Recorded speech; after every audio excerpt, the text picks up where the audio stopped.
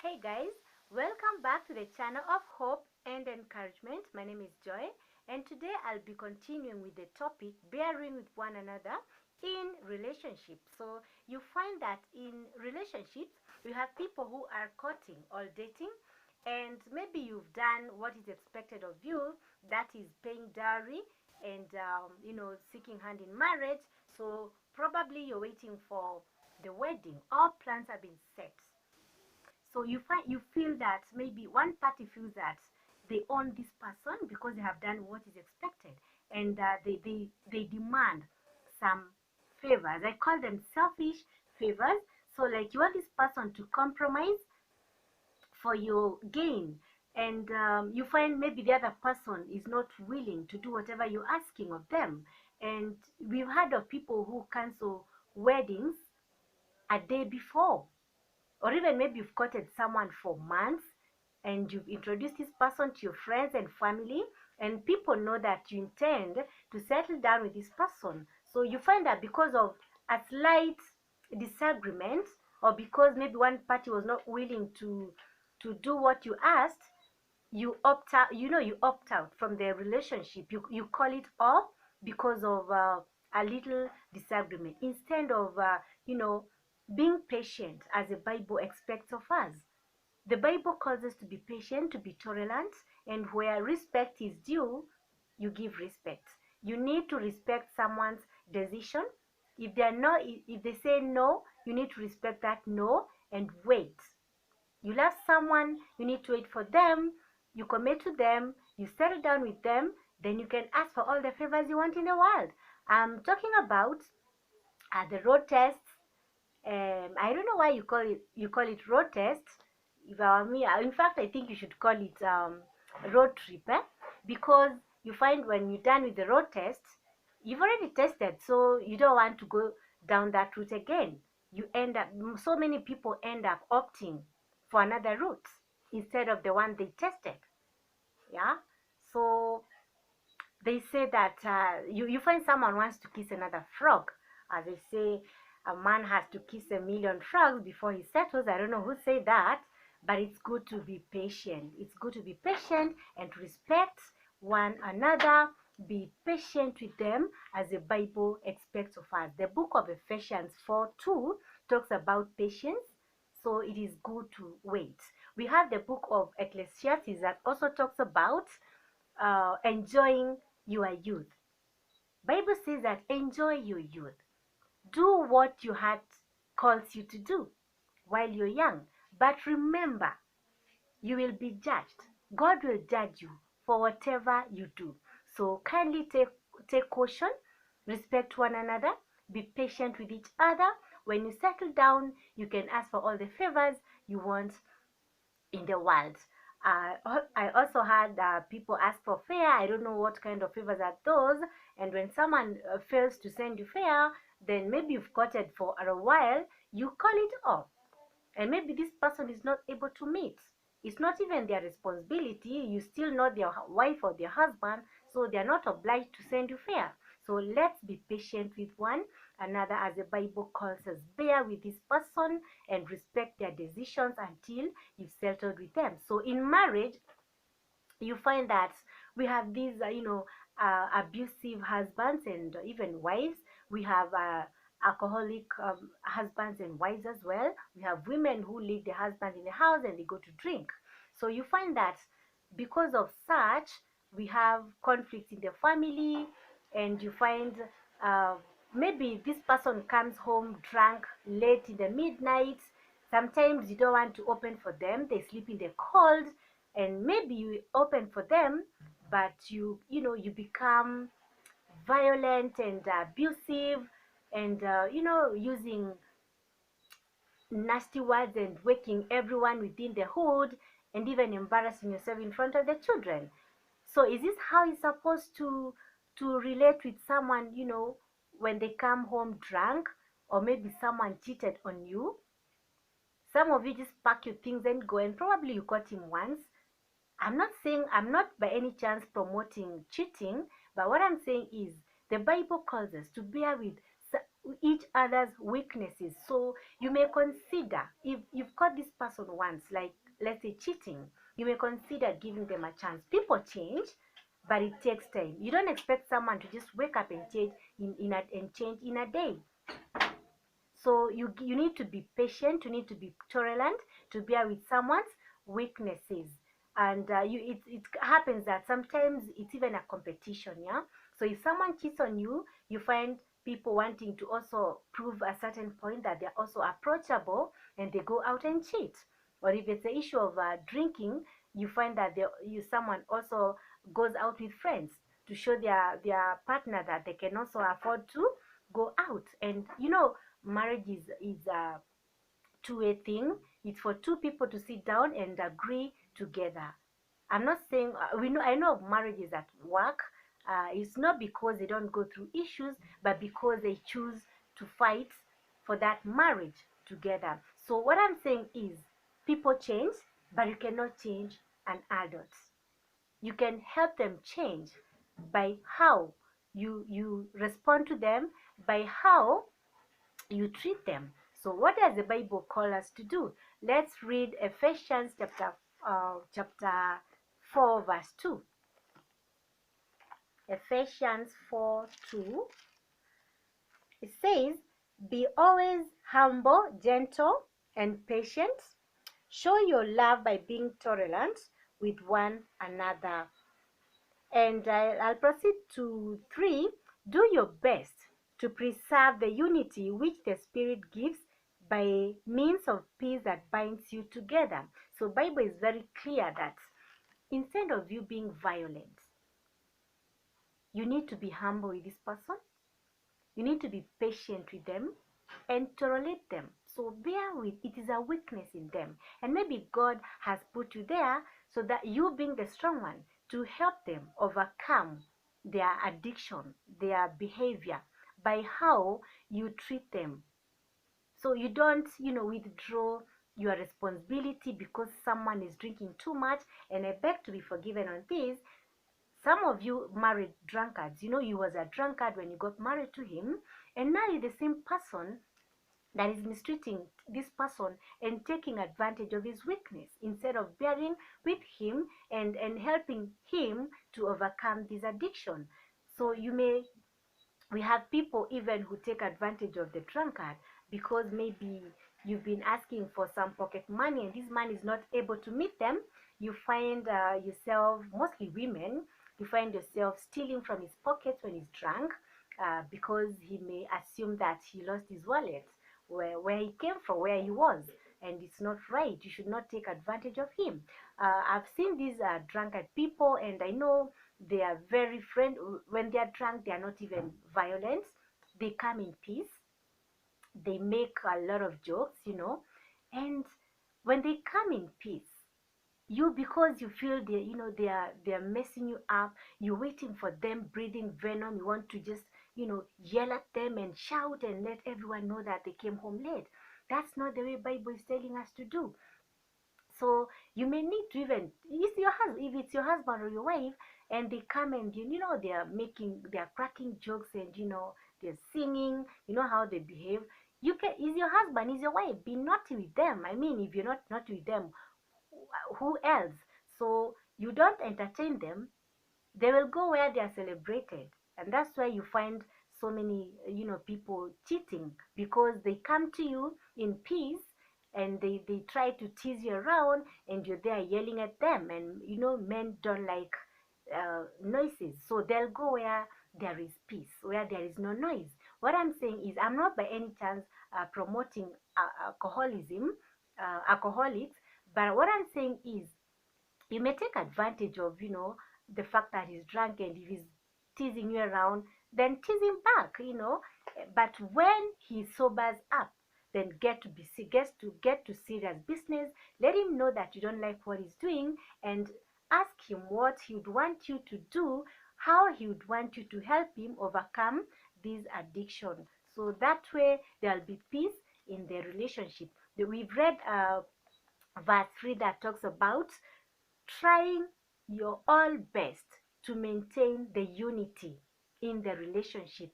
So instead of being violent and, embarrassing yourselves in front of the children, you may want to be gentle. And by being gentle, you need to watch your words, how you speak to them.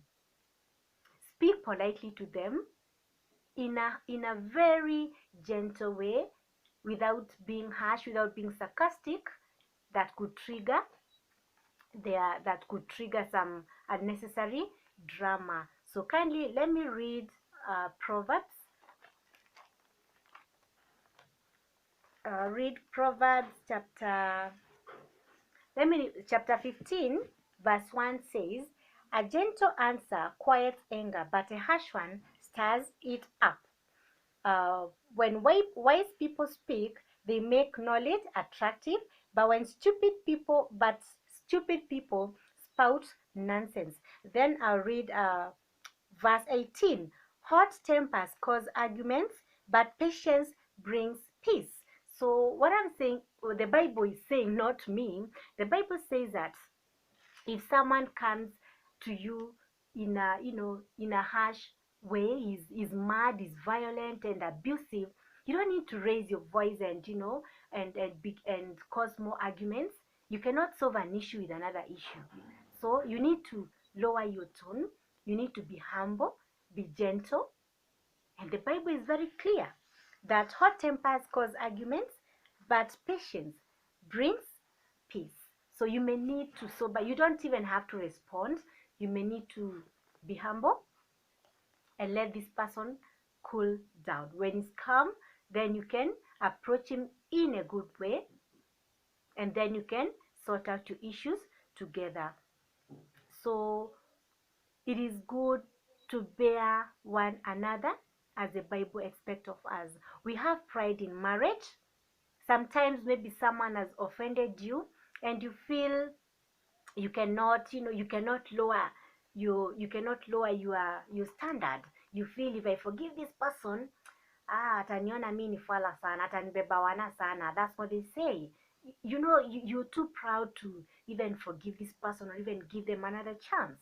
And that's why so many marriages are breaking. So you need to be tolerant. You need to be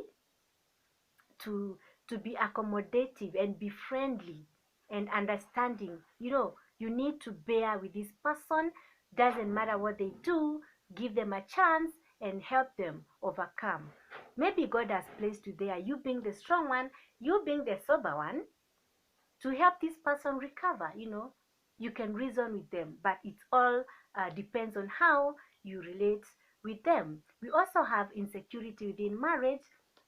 We have people that you love this person so much, and you can't imagine someone speaking to them.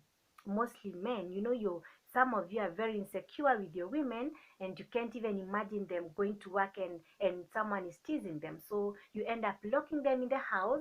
You don't give them freedom to go out and have meet their friends. So they're just in the house throughout. And being in the house, being indoors, can be boring sometimes, and someone may even land into depression because they're always stressed. You just want them to be with you and you alone. That is not right. So that's why you end up, you find some people having housewives in the houses, and they don't want them to work. Even business, you cannot open for them business because men will go to tease them around. Empower your woman. And I'm not only talking about women, because there are men that don't work, and their wives are the ones that are working. They are the breadwinners. So you find such men, they tend to be, they are mistreated sometimes. They're the ones doing everything. They are undermined. They have no say in the house. Men, they have no say because the wife is a breadwinner, and you make them, you treat them like a nobody, simply because you're earning more than them, or you're the breadwinner. It is good to bear with this person. If they're not able to work for a certain period, a time will come and they'll be able to get a job, because things happen with seasons. Nothing lasts forever. So it's a season that will pass. So you don't need to treat someone ill or to look down upon them because of their weaknesses or what they are not able to do, because that's a season that will come and pass, and they will be able to do what they were not able to do, and you'll be ashamed because you are not able to treat them right when they were down. So let's bear with one another. So in the issue of insecurity, what I'm saying is set people free. They loved you, they accepted you, they said yes to you. That's why they are with you. They have even sired you children, so you don't need to be insecure with them. Let people be, and let there be peace in relationships. Sometimes we have these unmet expectations, more so women, these chama things. So maybe you want money from your hubby, and for one reason or another he's not able to meet your needs, to give you that cash. So you find yourself, withdrawing, and you don't want to do to do your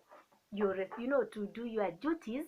You don't want to wash his clothes, you even don't cook for him, simply because he's not able to give you that money. Maybe you have a project, or even a ladies meeting, and you have a code of, you have a dress code that you need to go with, to attend the occasion with, and this guy is not able to meet, to provide for whichever amount you want to buy that dress. So you find yourself pulling out, and you're not talking to this man. You're always moody when he comes in the house. Bible calls us to encourage these people. If they're not able to meet the needs now, and you miss that occasion, it doesn't mean that you deny them food, you don't cook for them, you don't wash their clothes. And even some of you use the conjugal rights against when they are not able to meet your needs. It is wrong. So allow me to read the book of Colossians chapter 3 verse 12, sorry.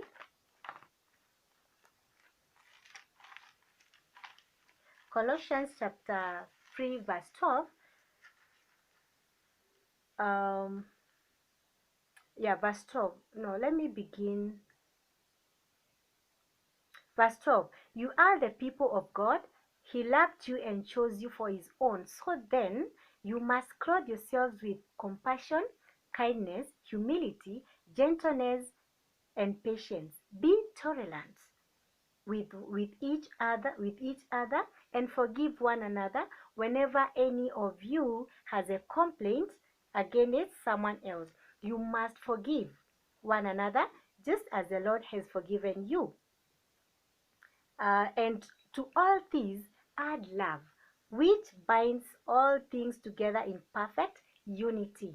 The peace that Christ gives is to guide you in the decisions you make, for it is to this peace that God has called you together in the one body, and be thankful. So the Bible is very clear about the marital setup, that you need to be very tolerant with the weaknesses of your partner. You need to be patient with them, and be forgiving.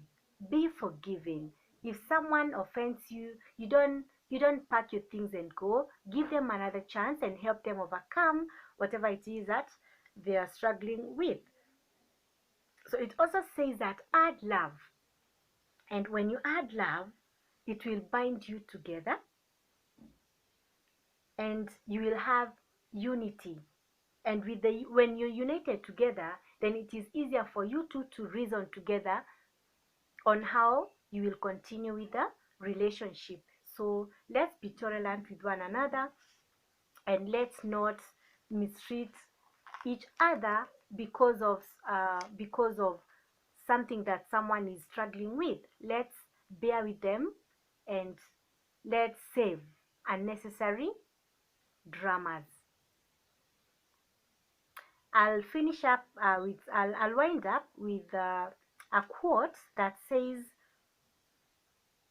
if you want to be happy with a man, love him less and understand him more. If you want to be happy with a woman, love her more and never try to understand her. So those are the words from a wise man. And as I wind up, let me talk to men. Do not be comfortable with a housewife. You can find something that you can you can do for them, maybe an IGA, something that can generate money. Let them have their own money, like maybe the one for the pedicures and manicures. So unless you're very much willing to foot all their bills, the manicures, the pedicures, the hair, then you should not be comfortable with them staying in the house. Because the reason why there are so many disagreements within marriage is because sometimes this person is asking, they're asking for money for their hair, for makeup, for the pets and manicures, and they still want, they expect you to put food on the table. So you feel this is too much, and that's why you begin conflict. So to save yourself from of all these conflicts, you may need to empower this woman, and do something for her. You can do something small like a business, which she can get some money for herself, and even also be able to supply food to buy food for their family, so that you're able to help one another. So until next time, God bless you, and thank you so much for your time. Kindly remember to press the notification button so you get to know when I post new posts. Thank you so much. God bless you. Toodoo.